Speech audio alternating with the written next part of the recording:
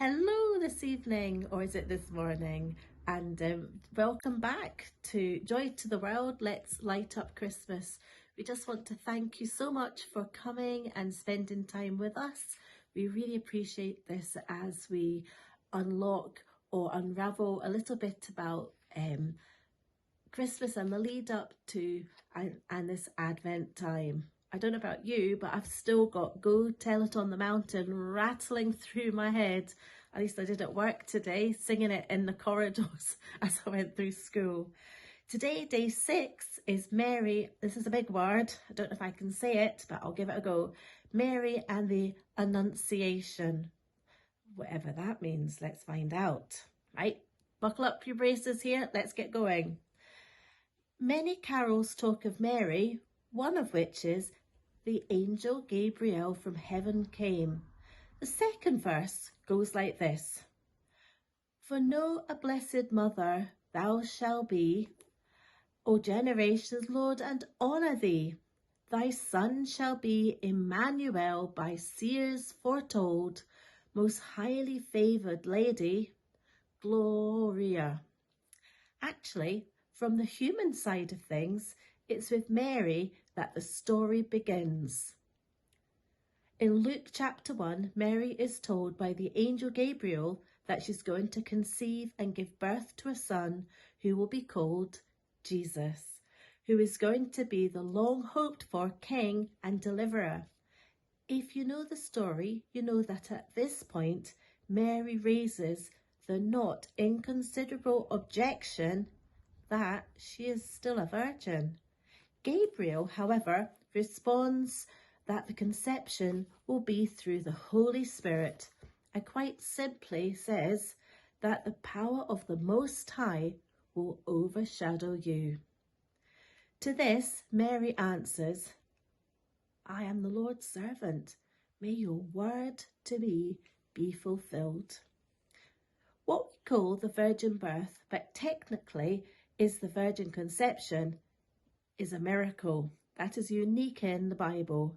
There are several cases where God allows infertile couples to miraculously have a child, but that is a very different thing to this situation in which a woman conceives without the aid of a man. Although the virgin conception of Jesus raises issues that are beyond our comprehension, there is a logic to it. The first thing that should be said is that the virgin conception is necessary because the human race's big problem, our alienation from God, is so deep-rooted that we human beings cannot solve it by ourselves. We are the problem, and because of that, we cannot be the solution. To save the human race, God himself has to intervene. The second thing that needs saying is that to save us, God must become one of us. The process of the incarnation, which simply means God taking on human flesh and blood, is all about the way God has to deal with people. In the rather depressing discussions of military action in various parts of the world, it is very common to hear soldiers say that what we need in order to win is boots on the ground, because this phrase is the idea that some battles cannot be won from a distance. The great battle in which God grapples with evil and destroys its power at the cross is exactly one of those. He has to be involved at the human level, and that means being born one of us. But let's have a right view of Mary. We should honour and respect her for her astonishing faith and trust. It's worth reminding ourselves that the visit of the angel could not have been entirely welcome to someone who was probably still just in her teens.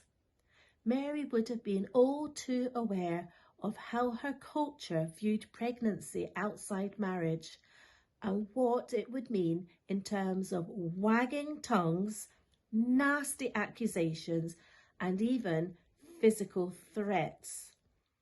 What was to become good news for us wasn't really good news for her. In agreeing to give birth to the Messiah, Mary sets the deepest example to us of obedience. It's easy to say that she showed humility, but what we see with Mary, particularly in her song of rejoicing that the church had come to call the Magnificat, is something far rarer and far greater, a cheerful, even joyful acceptance of God's will. I am the Lord's servant. Is that something we can say? Now we're going to hear, it's the song, the angel Gabriel from heaven came, and what we'd like to do is to encourage people from Full Gospel.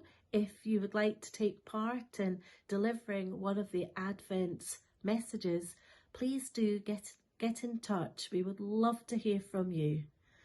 Thank you. Bye-bye.